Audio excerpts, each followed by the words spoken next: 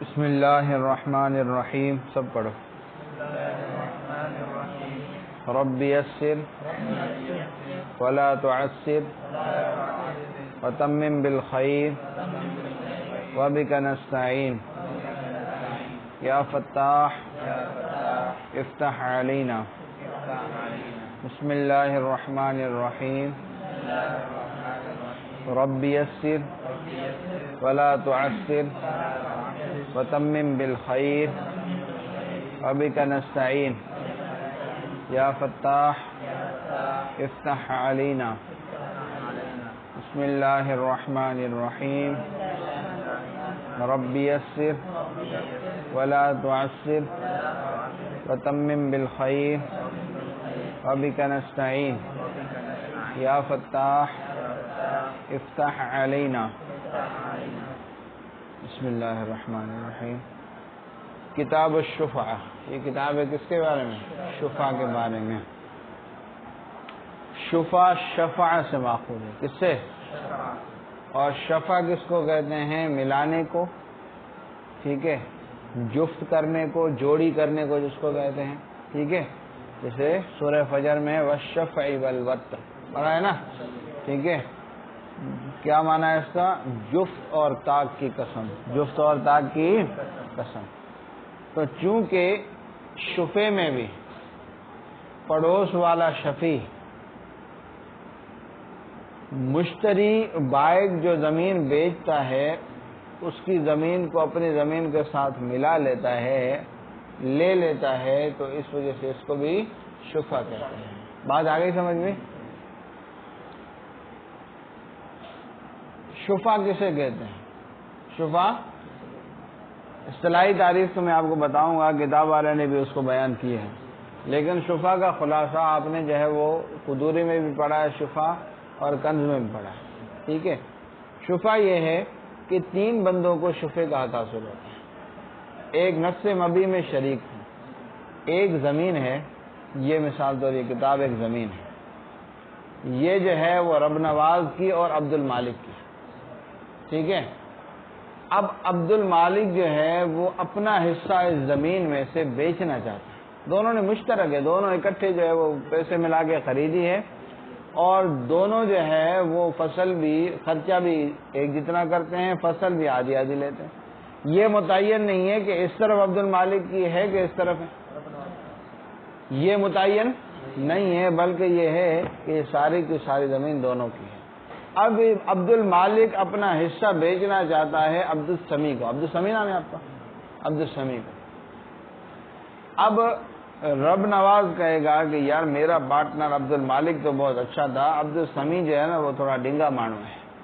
کیا ہے؟ تھوڑا مشکل مانو ہے. تو یہ جب میرا پارٹنر بنے گا تو یہ میرے ساتھ ہو سکتا ہے ٹھگی کرے، تو یہ شفعہ کر سکتا ہے. یہ کیا ہے؟ شفعہ کر سکتا ہے کہ بھائی تم اس کو نہیں بیچو، یہ آدھی زمین مجھے دو. بات آ گئی سمجھ میں؟ تو شفعے کا حق پہلے ہوتا ہے نفس مبی میں شریک کو. ٹھیک ہے. شفعے کا حق دوسرا ہوتا ہے حق مبی میں شریک کو. حق مطلب یہ ہے کہ زمین دونوں کی الگ الگ ہے. یہ زمین رب نواز کی، یہ زمین عبد المالک کی. ٹھیک ہے. اب ان کو پانی ایک ہی واٹر سے جاتا ہے. آئی بات سمجھ میں؟ اب جب عبد المالک اپنی زمین عبد السمیع کو بیچنے لگا تو اس نے کہا کہ عبد السمیع جو ہے وہ تھوڑا ڈنگا مانو ہے، اب یہ پانی ادھر آئے گا، یہ اپنے پاس زیادہ لے لے گا، میرے کو کم دے گا، تو میرے کو نقصان ہو سکتا ہے. تو نقصان سے، برے پڑوسی سے بچنے کے لیے جو ہے وہ یہ شفعہ کر سکتا ہے کہ بھئی ہماری زمین ایک ہی واٹر سے آتی ہے. ضروری نہیں ہے کہ یہاں پر ہو، ضروری ہے کہ دو زمینیں چھوڑ کے یہاں پہ بھی ہو سکتی ہے. واٹر ایک لگتا ہے، مبی یعنی جو زمین بیچی جا رہی ہے اس کا حق ایک ہی واٹر سے سب کو آتا ہے، پانی ایک ہی واٹر سے آتا ہے. تو یہ والا اس کو شفعہ کر سکتا ہے کہ یہ آگے پانی روک لے گا تو ہمارے لیے مسئلہ ہو جائے گا.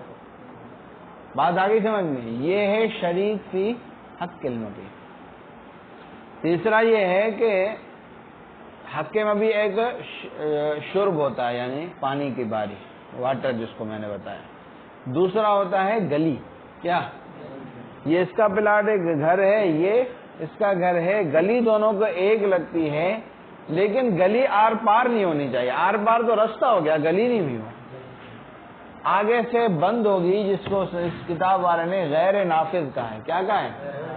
کہ آر پار نہ ہو. آر پار تو اس صورت میں جو ہے وہ کیا ہے، شفے کا حق مبی میں دونوں شریک ہوں گے، کیونکہ گلی میں ہمارا ہی حق ہے، کسی اور کا گزرنے والے کا حق نہیں ہے.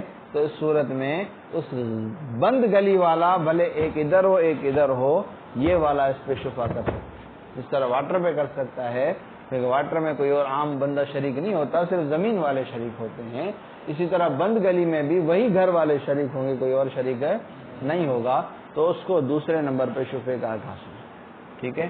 اور تیسرے نمبر پر ہے جار مناسب. جار یعنی پڑوسی. یہ اس کا رب نواز کا گھر ہے، یہ عبد المالک کا گھر ہے. اب کیا ہے، رب نواز کا گیٹ ادھر سے ہے، عبد المالک کا گیٹ ادھر سے ہے، گلی مختلف ہو گئی لیکن دیوار ملی ہوئی. حق مبی میں تو شریک نہیں، لیکن یہ پڑوسی ہے اس کا. تو اب عبد المالک عبد السمیع کو یہ زمین بیچ رہا ہے، تو یہ کہے گا کہ پڑوس والا جو ہے وہ آ جائے گا بیکار آدمی. عبد المالک ناراض نہیں، میں مثال دے رہا ہوں، مجھے پتہ نہیں ہے کہ جو ہے وہ کون دنگا مانوں ہے، عبد السمیع عبد المالک. بہرحال تو وہ یہ کہہ رہا ہے کہ عبد السمیع آ جائے گا تو وہ تو میرے کو تکلیف پہنچائے گا، تو لہذا کیا ہے، میں شفا کرتا ہوں. ٹھیک ہے. یا اس گلی میں ہو یا اس گلی میں ہو، لیکن آر پار ہو، تو پھر بھی حق مبی میں شریک نہیں ہوگا. حق مبی میں تب شریک ہوگا جب آگے گلی بند ہو. بات آ گئی سمجھ میں؟ ٹھیک ہے. جب آر پار ہوگی تو حق مبی میں شریک نہیں ہوگا، لیکن پڑوسی ہوگا. لیکن آر پار گلی میں ادھر والوں کو حق حاصل نہیں ہوگا، صرف پاڑے والے کو ہوگا. سمجھ گئے؟ پڑوسی کو ہوگا. بات سمجھا ملا؟ ٹھیک ہے. اب یہ ہے شفا، 3 بندوں کو حاصل ہوتا ہے. ٹھیک ہے. پہلے نمبر پر طاقتور بندہ ہے شریک فی نفس المبی، جو پارٹنر ہے، ایک ہی زمین میں شریک ہے. دوسرے نمبر پہ طاقتور ہوتا ہے شریک فی حق المبی. تیسرے نمبر پہ طاقتور ہوتا ہے جار ملاصق. ٹھیک ہے. امام شافعی کے نزدیک جو ہے وہ جار ملاصق کے لیے اور شریک فی حق المبی کے لیے شفا ہے. وہ کہتے ہیں کہ صرف نفس مبی والے کو جو ہے وہ کیا ہے، شفے کا حق حاصل ہے. ٹھیک ہے. جب شریک فی نفس المبی ہے تو دوسرا کوئی شفا نہیں کر سکتا. سمجھا؟ اور اگر شریک فی نفس المبی شفا نہیں کر رہا تو پھر شریک فی حق المبی والا اگر شفا کرے تو جار ملاصق جس کا دروازہ دوسری طرف ہے وہ شفا نہیں کر سکتا. اور اگر حق مبی والا بھی شفا نہ کرے تو تیسرے نمبر پہ جار ملاصق کو حق حاصل ہوگا. بات آگے سمجھ میں؟ بات آگے سمجھ میں؟ تو شفا مشروع کیا گیا ہے ضرر جوار سے بچنے کے لیے. ضرر جوار مانا پڑوسی، اور ضرر مانا نقصان، برا پڑوسی آ کے نقصان پہنچائے، اس ضرر سے بچنے کے لیے شفے کو مشروع کیا گیا. بات آئی سمجھ میں؟ اب یہ جتنے میں عبد المالک جو ہے وہ عبد السمیع کو بیچ رہا تھا اتنے میں ہی یہ خریدے گا. ٹھیک ہے. اب شفے کی تعریف اس سے سمجھ میں آ گئی. یہ تعریف عبارت میں بھی لکھی ہوئی ہے، ہی تملک عقار علی مشتریہ جبرا بمثل الثمن. یہ مالک بننا ہے زمین کا، زمین میں پلاٹ بھی آ گیا، گھر بھی آ گیا اور زرعی زمین بھی آ گئی. یہ مالک بننا ہے زمین کا مشتری کے مقابلے میں. مشتری کون ہے؟ عبد السمیع. ٹھیک ہے. شفیع کون ہے؟ رب نواز. اب رب نواز جو ہے وہ مالک بن رہا ہے زمین کا مشتری کے مقابلے میں جبرن. کیا؟ زبردستی. اس کو نہیں دو، میرے کو دو. بے مثل ثمن ہی، مثل ثمن کے ساتھ، یعنی جتنے میں اس کو بیچی ہے اتنے. بات آگے سمجھ میں؟ بات آگے سمجھ میں؟ تو یہ تعریف ہو گئی. لغوی تعریف شفا، شفا سے ماخوذ ہے. شفا کی معنی ہے ملانا، جوڑنا. چونکہ شفیع جو ہے بائے کی زمین کو لے کر اپنی زمین سے ملا دیتا ہے، تو لہذا اس وجہ سے اس کو شفا کہتے ہیں. بات آگئی سمجھ؟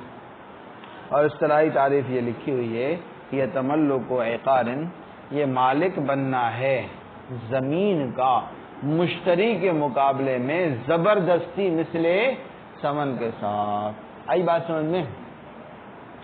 اب مثل سمن میں بتا رہے ہیں ای بمثل سمن المشترا، کہ اس سمن کا مثل جتنے میں خریدی گئی ہے، اس سمن کا مثل جتنے میں خریدی گئی ہے. وہو الثمن الذی اشترا بہ، وہ سمن ہے جتنے میں مشتری نے اس کو خریدا ہے. بات آ گئی سمجھ میں؟ ٹھیک. تو شفا جو ہے وہ تعریف یہ ہے. وتجب بعد البیع، یہاں پر تجب بمعنی وجوب بمعنی ثبوت کے، وجوب بمعنی کس کے ہے؟ ٹھیک ہے. تجب بمعنی تثبت کے، ٹھیک ہے. اور ثابت ہوتا ہے شفا بیع کے بعد، جب یہ بیچے گا، بیچ دے گا، ارادہ کرے گا تب نہیں، جب بیچ دے گا تو پھر یہ شفا کرے گا. تو یہ ثابت بیع کے بعد ہوتا ہے، اور شفا جو ہے ثابت ہوتا ہے بیع کے بعد. آگے تشریح میں شرح وقایہ والے بتا رہے ہیں. دیکھو اس کے مصنف کے آلات، موضوع، غرض، غایت وہ اول والا بتائے گا، جو رابع پڑھا رہے ہیں نا وہ بتائیں گے. ہاں سائیں عمر فاروق کل بتایا تھے نا. ہاں تو ہم جو ہے وعدے سے پڑھ رہے ہیں تو ہمارا کام چالو ہو جائے گا اسے. اور مراد جو ہے وجوب سے کیا ہے؟ ثبوت ہے. بات آگے سمجھ میں؟ ثابت بیع کے بعد ہوتا ہے وتستقر بالاشہاد، اور گواہ بنانے سے وہ مضبوط ہو جاتا ہے کہ بھائی دیکھو اس نے یہ بھی چیز بیچی ہے، میں تم دونوں کو گواہ بنا کے کہتا ہوں کہ میں اس پہ حق کے شفا کرتا ہوں. ٹھیک ہے. ویسے تو پتہ ہی نہیں، یہ کہے گا شفا کیا ہی نہیں، معاملہ رفع دفع ہو جائے گا، کیونکہ شفا ایک دفعہ چھوڑ دیا نا تو ہاتھ سے نکل گیا. جب تک گواہ نہیں بنائے تب تک شفا ہاتھ سے نکل جاتا ہے. آگے بتائیں گے کہ 3 قسم کے مطالبے کرنے ہوتے ہیں. ایک طلب معاصبت ہوتا ہے، دوسرا طلب اشہاد ہوتا ہے، اور طلب خصومت ہوتا ہے. تو آگے بتائیں گے انشاءاللہ. ٹھیک ہے. بات آگے سمجھ میں؟ تو اور مضبوط ہوتا ہے گواہ بنانے سے، اذ کیونکہ حق کے شفا جو ہے قبل الاشہاد گواہ بنانے سے پہلے متزلزل ہوتا ہے. کیا ہوتا ہے؟ لوڈے میں ہوتا ہے. کیا ہوتا ہے؟ لوڈا سمجھتے ہو نا؟ زلزلے میں ہوتا ہے، متزلزل ہوتا ہے. لأنہ بحیث، کیونکہ اس حیثیت سے کہ زلزلے متزلزل ہوتا ہے. لو اخر طلب، اگر شفیع جو ہے وہ طلب کو مؤخر کر دے تو تب شفا کیا ہو جائے گا؟ باطل ہو جائے گا. فَإِذَا أَشْهَدَ، جب گواہ بنا دے گا تو استقر، وہ مضبوط ہو جائے گا. اَيْ لَا تَبْطُلُ بَعْدَ ذَلِكَ بِالتَّأْخِيرِ، یعنی اس کے بعد تاخیر کرنے سے باطل ہے. سمجھ میں آئی بات؟ دوبارہ ترجمہ ایک دفعہ دیکھو، پھر تھوڑا تکرار کرو. اب ہم نے لائٹ کی وجہ سے دیر ہو گئی میں. یہ تملک و اقارن، یہ مالک بننا ہے. کس کا؟ رب نواز کا مالک بننا ہے. رب نواز کا مالک بننا ہے زمین کا. علی مشتری، مشتری کے مقابلے میں. علی بمانا مقابلہ. جبرن، زبردستی. بمثل ثمن ہی، مثل ثمن کے ساتھ.